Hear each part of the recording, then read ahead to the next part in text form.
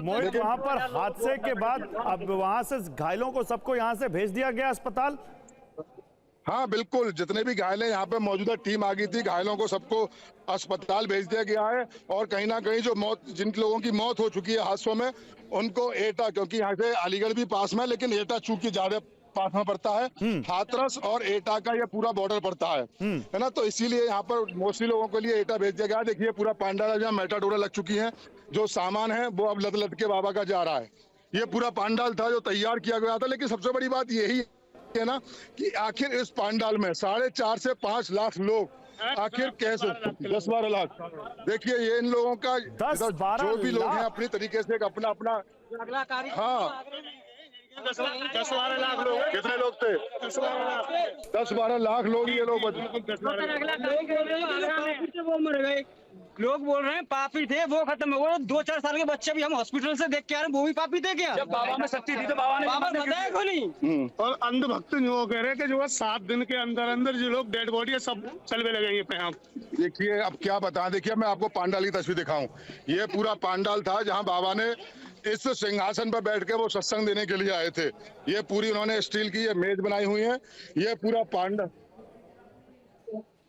बिल्कुल देखिए ये पूरा पांडाल है, ये स्टील की है। यहाँ पर बाबा बैठे हुए थे, मैं आपको चढ़ के दिखाता हूँ। ये भैया आप लोग रुकिएगा, ये पूरा पांडाल, यहाँ पर बाबा ने जो है सत्संग करने के लिए वो यहाँ पर आए हुए थे। ये पूरा पांडाल है, यहाँ पर उनके साउंड वगैरह की व्यवस्था यहाँ पीछे की गई थी। यहाँ बाबा सत्संग कर रहे थे और इनके जो सेवक हैं वो भी कुछ नीचे बैठे हुए थे। और यहाँ से लेके जो सीधा आपको रास्ता दिखेगा आमने सामने का, यहाँ पर श्रद्धालु सुन रहे थे। यहाँ पे जो सेवक उनके आ जाते हैं, जिनको सफाई करने के हिसाब से, यानी कि जो उनकी सेवक ही उनको बोला जा सकता है, वो 15 दिन पहले यहाँ आ चुके थे और इस टेंट में यहाँ पर वो रही रुके हुए थे। मोहित, ये हादसा हुआ कितने बजे और अभी ये लोग सब कहाँ गायब हो गए जो ये पंडाल की व्यवस्था संभाल रहे थे? देखिए ये जो सुबह इनसे मेरी बात हुई तो इनका सुबह यही कहना है कि सुबह 8 बजे से जो कार्यक्रम है वो स्टार्ट हो गया था और 8 बजे के बाद से ये लगातार सत्संग यहाँ पर चल रहा था। लेकिन जो इनके गुरु हैं बाबा भोले, वो यहाँ पर आते हैं लगभग 1 बजे के आसपास, 12 से 12 बजे के आसपास वो आते हैं। और आने के बाद में तब सत्संग 1 बजे 1:30 बजे समाप्त हो जाता है। डेढ़ देखिए सामान पड़ा हुआ है, सबसे पहले मैं सामान की तस्वीर दिखा दूं। फुल दिखाइए, जो श्रद्धालु है जिनके हाथ में जो सामान था, ये सामान छोड़ के जो चले गए, जो मतलब भगदड़ में फंस गए, किसी की चप्पल, किसी के टोपे, और देखिए ये पूरा बैग, जिनकी अभी तक कोई शिनाख्त नहीं हो पाई है, मोबाइल है, फोन है, बैग है, इनकी ज्वेलरी है, यहाँ पे 1-2 लोग संभाल दिए हैं, वो ये पूरा सामान है। और ये ऐसा सामान पता नहीं कितनी जगह में यहाँ पे पड़ा होगा। ये पूरी टेंट की व्यवस्था यहाँ पर की गई थी और करने के बाद में ये पूरी वो जगह है जहाँ से बाबा सत्संग कर रहे थे। पीछे बाबा का बाथरूम वगैरह बना हुआ है। जी चल रहे जी ब्लैक जी, ये बाबा की फोर्स थी अपनी, उनकी राम गुप्ता अपनी एक जो वर्दी थी वो भी तैयार थी। और उससे लेकर देखिए सबसे बड़ी बात, आप लोग भैया यहीं रुकिए, सबसे बड़ी बात ये कि ये लोग का जो सत्संग की अगर हम बात करें तो ये 8 बजे से सुबह स्टार्ट हो गया था और 1-1:30 बजे तक ये चला था। 1:30 बजे तक चलने के बाद जैसे ही सत्संग ये खत्म हुआ है, खत्म होने के बाद में श्रद्धालु यहाँ से निकलते, बाबा यहाँ से निकले तो उसके पीछे बड़ी तादाद में जो श्रद्धालु हैं वो भी उनको पीछे माने, क्योंकि एक कहा जाता है कि बोलते रहिए लेकिन तस्वीर भी दिखाते रहिए। जो लोगों का सामान था वो एक बार फिर से दिखा दीजिए जो वहाँ बिखरा पड़ा हुआ है, और आप बताते रहिए जो आप जानकारी दे रहे हैं। देखिए बिल्कुल मैं लोगों का सामान आपको एक बार फिर दिखाता हूँ। ये साउंड है, साउंड के बाद में ये जो सामान है ये लोगों का सामान है। और देखिए ऐसा सामान जो इनके परिजन थे वो ले गए। देखिए ये पूरा कीचड़ में सना हुआ ये सामान आपको दिखेगा, किसी के बैग हैं, कपड़े हैं, ये पूरा सामान है जो पड़ा हुआ है। ये देखिए पूरे बैग आपको तस्वीरों में ले जाएंगे। ये तस्वीर दिखाते रहिए, तस्वीर दिखाते रहिए। अखिलेश प्रताप सिंह जी हमारे साथ हैं। अखिलेश जी, अब देखिए बहुत कुछ यहाँ पर हमारे संवाददाता ने घटनास्थल से बता दिया है। अब यहाँ पर ये तो समझ में आता है कि 10-12 दिनों से यहाँ पर सत्संग चल रहा था, 18-20 दिनों से तैयारी चल रही थी, लाखों लोगों के अपने अलग अलग दावे, लेकिन कोई 5 लाख कोई 10 लाख का फिगर बता रहा है। यानी यहाँ पर अगर व्यवस्था की जाती, अगर वहाँ पर पुलिस वहाँ पर सही से व्यवस्था संभालती तो शायद यह हादसा ना होता या हादसा होने से रोका जा सकता था। देखिए इस बात पे हम अभी सेकेंडरी में आएंगे।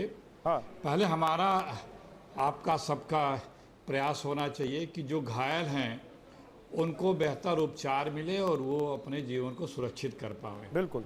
और अगर आप लोग वहाँ पे कोई रिपोर्टर हो तो वो उस पर अगर आप लोग फोकस करेंगे तो सरकार पे दबाव भी बनेगा। हमें उम्मीद है कि आपके रिपोर्टर और उन अस्पतालों में पहुँच रहे होंगे और वहाँ की व्यवस्था में कहीं अगर कोई कमी न होने पाए, सब सरकार को दिल्ली और केंद्र के मिल के उनके दवा में और उनके उपचार में कोई कमी न रह जाए, कोई एक घायल जो भी बचा है वो अपना जीवन न गंवा पाए। सरकार को इतनी पहले व्यवस्था सुनिश्चित करनी चाहिए। ये जो हादसा जिस घटनास्थल पे हुआ है और इसकी तफसीस आप कर रहे हैं, ठीक है, ये बात की बात है, लेकिन कुछ चीज़ें तो प्रश्न उठते ही हैं कि प्रशासन से क्या स्वीकृति ली गई थी, क्या प्रशासन ने स्वीकृति दी थी, क्या प्रशासन ने इतने बड़े आयोजन के तादाद में आने वाले संख्या बल को देखते हुए वहाँ पे किस तरह की व्यवस्था होनी चाहिए, क्योंकि जब स्वीकृति देती हैं तो उस तरह की व्यवस्था को भी सुनिश्चित करना प्रशासन का दायित्व भी होता है। वो ऑर्गेनाइजरों के साथ मिलकर उस तरह से ऐसा व्यवस्था कराया जाता है कि जिससे इस तरह के हादसे न होने पाएँ। ये सब चीज़ें हुई थी क्या? नेग्लिजेंस तो बड़ा हुआ ही है। प्रशासन और ये जो व्यवस्थापक हैं, सिर्फ व्यवस्थापक ही दोषी नहीं होंगे। अगर कोई गलत कर भी रहा था तो इतना बड़े प्रोग्राम के बारे में प्रशासन कहाँ था, क्या जानकारी थी उसको, क्या व्यवस्था किया उसने? तो ये चीज़ें भी ज़रूर सिर्फ जांच का विषय न रह जाए, इनके दोषियों पे भी सख्ती से कार्रवाई होनी चाहिए, क्योंकि देखा जाता है कि जांच के विषय होकर ठंडे बस्ती में दब जाते हैं। हमारा अखिलेश जी, आप हमारे साथ बने रहिए, लेकिन क्योंकि इतना बड़ा हादसा हुआ है, संसद भी चल रही है, इस पर ओवैसी ने क्या कहा है वो सुनवाते हैं और इस खबर पर हम लगातार बने हुए हैं। आप भी हमारे साथ बने रहें।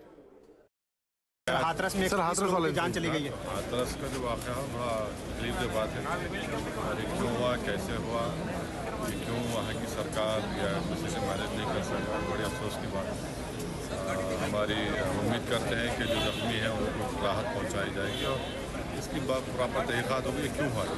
और लगातार देखिए इस मामले पर प्रतिक्रिया आ रही है, क्योंकि संसद चल रही है इस वक्त, तमाम सांसद दिल्ली में है। आप सुनिए बीजेपी के सांसद रवि किशन ने क्या कहा। बहुत दुखद है, बहुत दुखद है, वो बहुत ज़्यादा दुखद है। महादेव उनको, उनकी आत्माओं को शांति दे, जो इतने लोगों की मृत्यु हुई, और बाकी जो घायल हैं उनके लिए प्रधानमंत्री जी ने भी संवेदना प्रकट की। और इस पर डिम्पल यादव का क्या कहना था, ये वो भी सुनवाते हैं आपको। जो रिपोर्ट्स आ रही हैं जो हाथरस वाले इंसिडेंट्स में आई है, वो है 100 लोगों से ज़्यादा लोगों की जान गई है, और हमारी सभी परिवारों के साथ संवेदना है, और यूपी सरकार को इस पे सख्त से सख्त एक्शन लेना चाहिए, और जो लोग घायल हैं तुरंत उन पे सहायता पहुँचे लोगों की, और इस पे एक जांच होनी चाहिए कि ये आफ्टर ऑल ये एक्सीडेंट क्यों हुआ, ये भगदड़ क्यों मची। ये पूरी तरह प्रशासन और शासन की जिम्मेदारी थी।